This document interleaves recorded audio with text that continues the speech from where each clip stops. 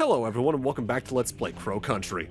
In the last part we left behind Haunted Hilltop for now in order to make our way back to Fairy Tale Town and take care of everything over at the construction site. And with that out of the way, we now want to head back to Haunted Hilltop now that we have the Woeful Mask. Oh, hello there.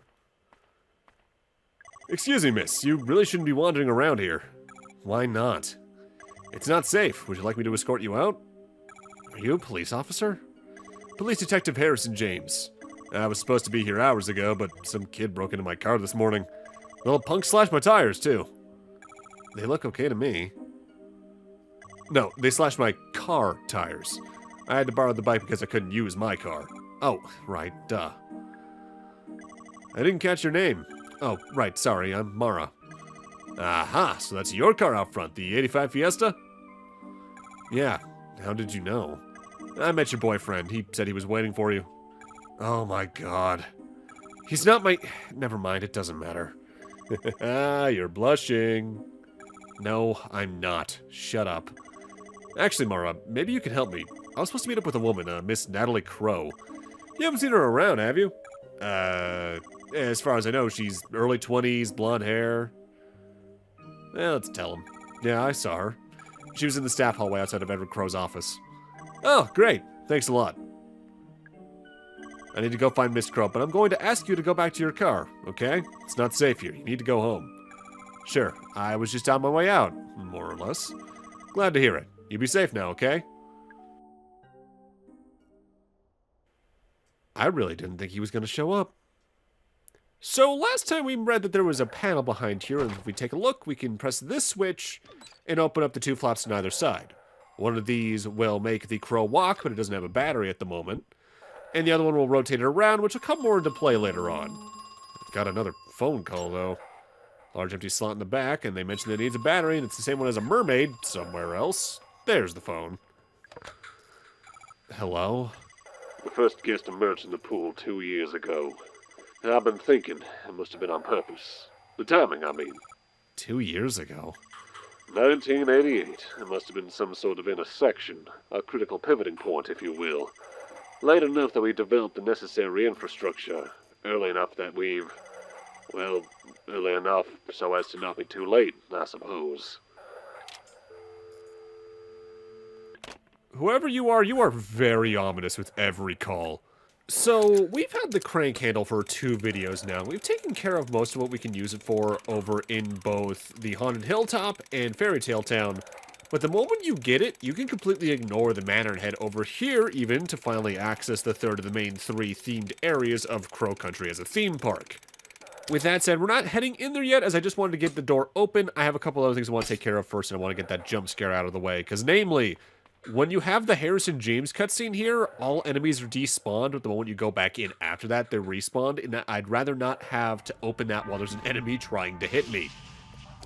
And that was our first gas trap. Get used to seeing those. Traps are going to become a lot more prevalent as we progress throughout the game.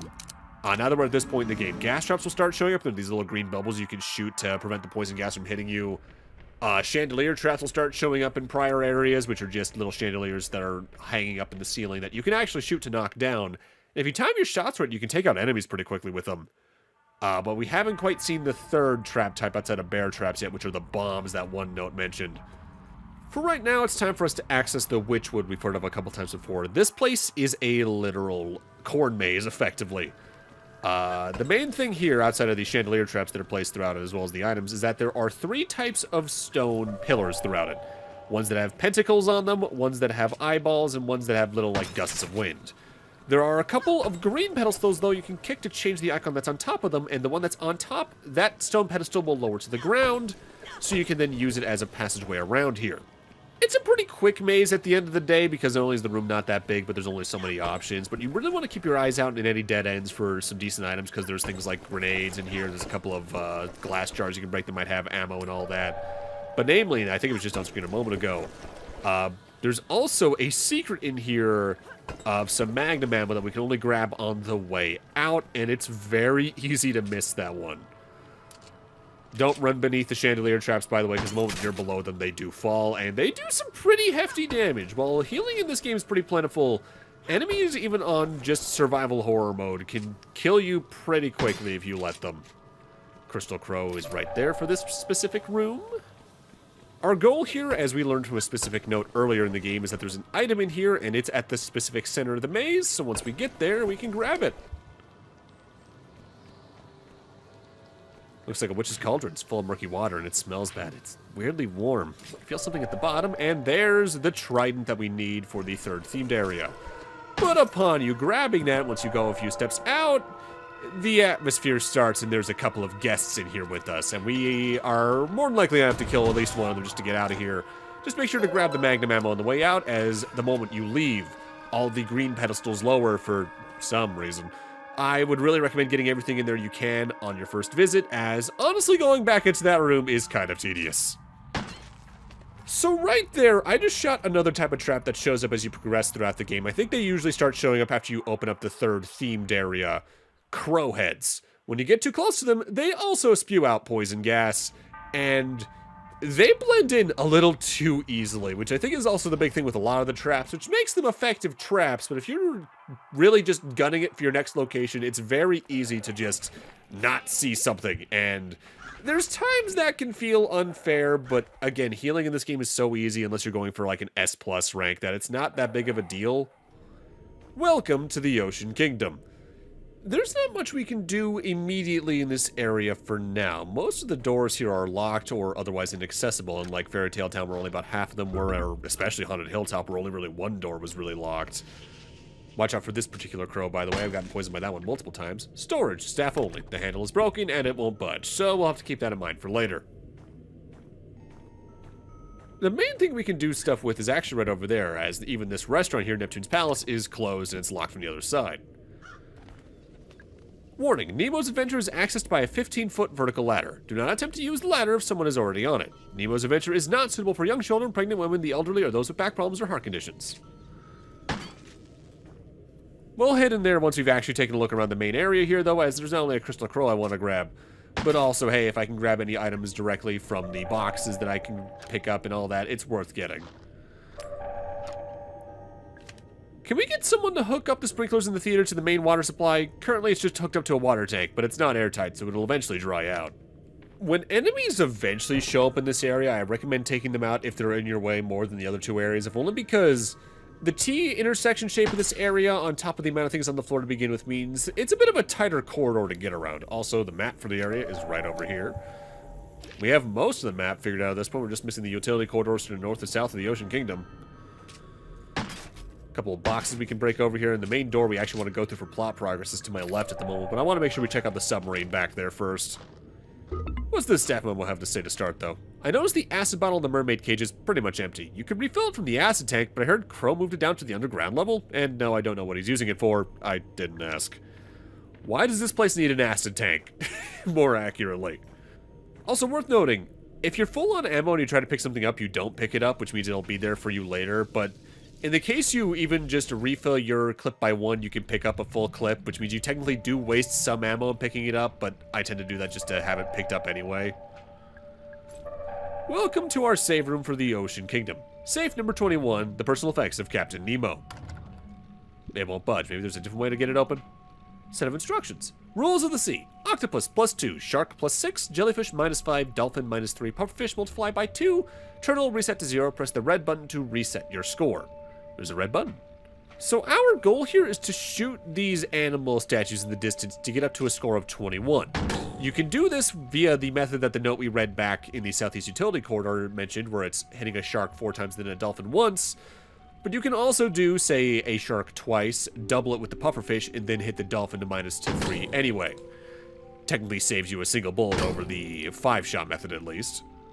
And even then, I'm going to use that 5th bullet in here for a different reason. As soon as these randomly moving animals get out of the way of the dolphin. There we go. That opens the safe. And in it's a good friend. There's a bunch of nautical trinkets in here, and a shotgun. Looks like a real one. Why is that in here? I mean, I'll take a 12 gauge, but damn. It's a television. Some information about dolphins. Bottlenose dolphins weigh an average of 660 pounds. They can reach a length of 4 meters or 13 feet. They can live for more than 40 years. And finally, they can jump at a height of 20 feet in the air. So anytime you shoot an animal in here, you actually get an information blurb about it. And we want to specifically read the octopuses. This great Pacific octopus weighs exactly 1,825 ounces.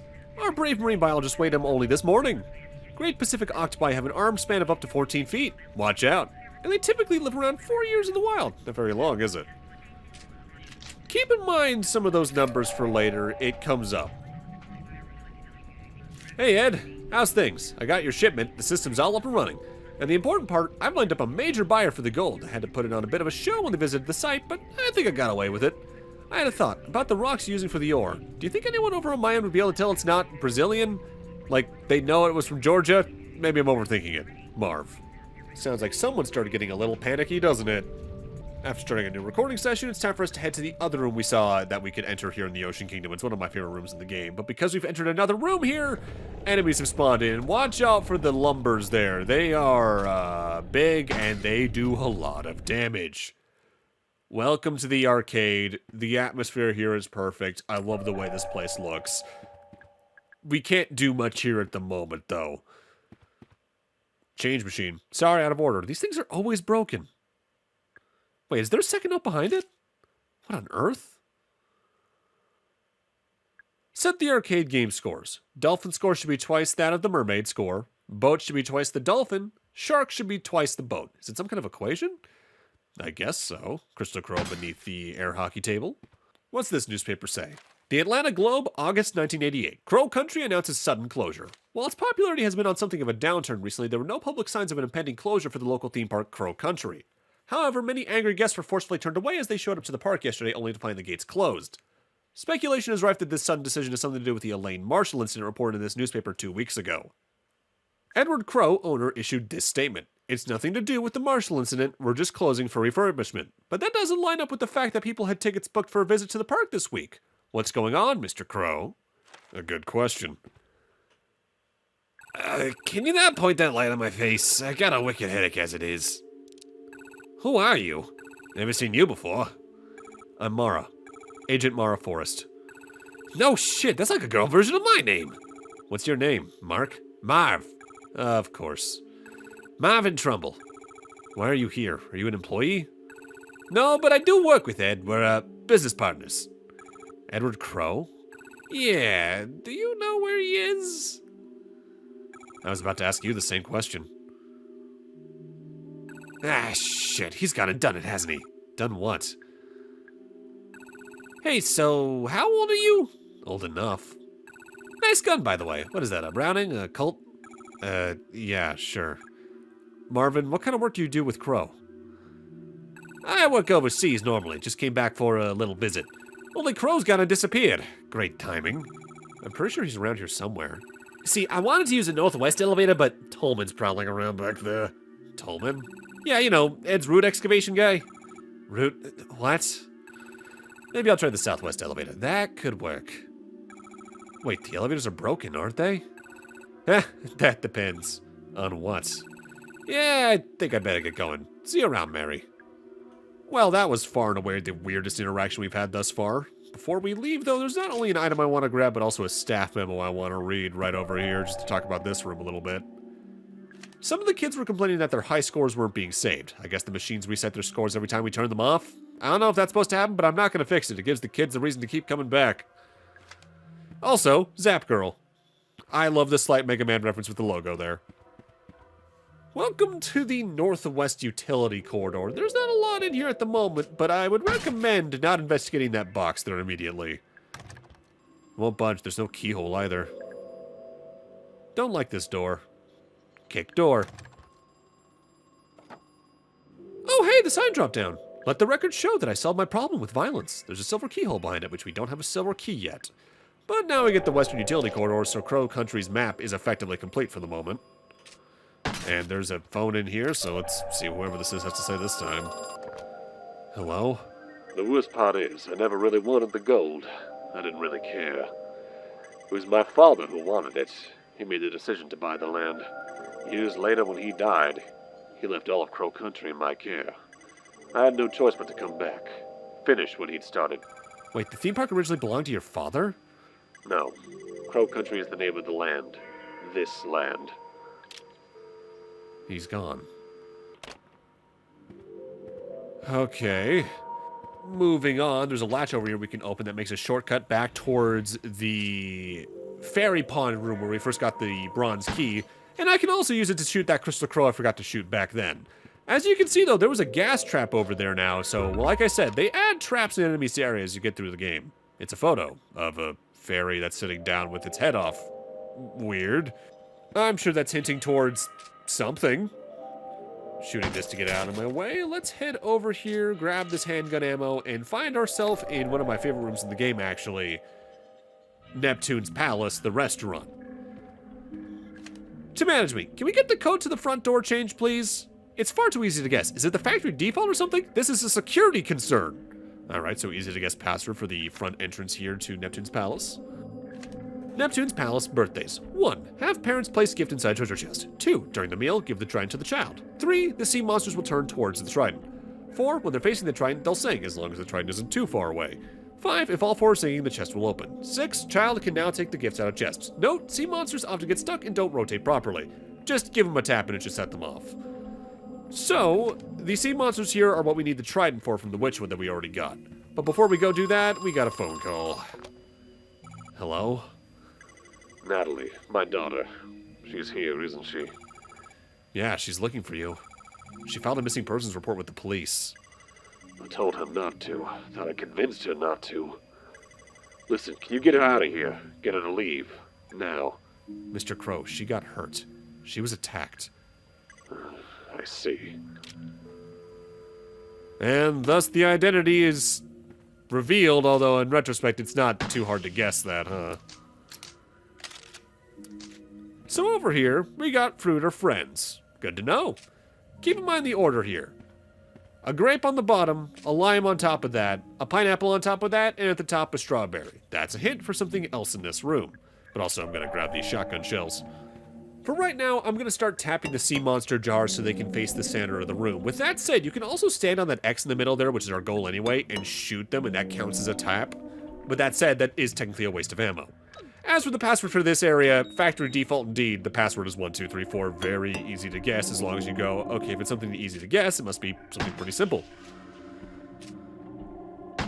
Chandelier trap up here that I always get hit by because I always forget it's there, but I remember this time. For right now, let's get the final sea monster facing this way, stand in the middle, and open the treasure chest. Within it lies our next major item, the silver key, finally. Before we leave here, though, there's a couple of other things I want to grab. Namely, there's a book over here I want to read, as well as I want to investigate the vending machine over here, plus this crystal crow. Tolman's Records, March 30th, 1988. Boss has begun experiments with the pool. He attaches a key to a long chain and slowly lowers it in. He waits 25 seconds and pulls it back out again. It's changed. Too long in some places, too short in others. It's the wrong shape. Ugh. Hamburgers, french fries, chicken nuggets, exactly what you'd expect. But now we have the soda machine. The cup is empty. Let's add some soda. Strawberry sunshine, luscious lime, pineapple punch, groovy grape. Those are the exact same fruits that are behind us. So if we go from bottom to top in that tower, starting with grape, going to lime, pineapple, then strawberry, the menu flips. Mr. Crow keeps extra treasure maps in the wooden bureau in his lounge. The code is 8891. So if you remember the staff lounge's little keypad that we can enter information on, that's the password for that. Next time we're over there, we can grab what's in there. And on our first playthrough, trust me, you really want to grab that thing. In fact, I dare say we should hit that place up next. If you take a look at the map, we're not too far away from it. It's right up here. Just on the other side of a false wall. It's a wooden panel. I can see through into the lounge. Harrison James is sitting on the couch. He hasn't noticed me. This is kind of fun. Okay, that's enough of that. The root excavation areas need to stay locked when you're not using them. If you need to access them, the switch that unlocks all the gates is in the break room. That's in the northwest underground area. Before we flip that switch over there, though, I want to come over here and not only read the note that's on this table, but this poster that's on the wall. Albeit the poster kind of reinforces the note we read back in the arcade. We need to make the dolphin double the score of the dolphin, the boat double the score of the dolphin, and the shooting game double the score of the boat. For what? We'll find out. Hey Ed, what's up? The mine has an inspection coming up. National level. Scary shit. Someone told me they check the actual minerals in the ore, like they check it's a match for the local area. Then someone told me they don't ever do that, but they will with me because they definitely suspect something. So I had a crate of rocks and soil delivered. Let me know when it gets to you. I got the contents for free, obviously, but it cost an absolute freaking fortune to send something so heavy. But if it means we can fool the inspection guys, Marv. And as we flip this lever, the secret door opens. Now we have a shortcut all the way almost in a circle around Crow Country at this point. Hi. Well, well, look who it is. Mara, you told me you were on your way out. I got lost. Uh-huh. I'm not stupid, you know. Did you find Natalie? No, not yet. I thought she might be in here, but what are you reading? It's an old book about gold mining. It's actually really looks boring. Mara, is there something I can help you with? So, how are you feeling? What do you mean? You're not injured? You haven't been attacked by anything? So you saw them too? Those creatures? Did they attack you? No, I ran best as I could. I thought I was going crazy. Mara, what are they? What's going on here? Do you know something? Harrison, if you're really not injured, you should probably leave. Get out of here while you still can. I can't do that. I still need to find Natalie. She might be in danger. So you're still looking for Natalie? Where have you looked? Basically nowhere. Everywhere I go, doors are locked, paths are blocked. Always seems like I need some kind of weird key. It's infuriating. Oh, yeah, it's that kind of place. You get the hang of it after a while.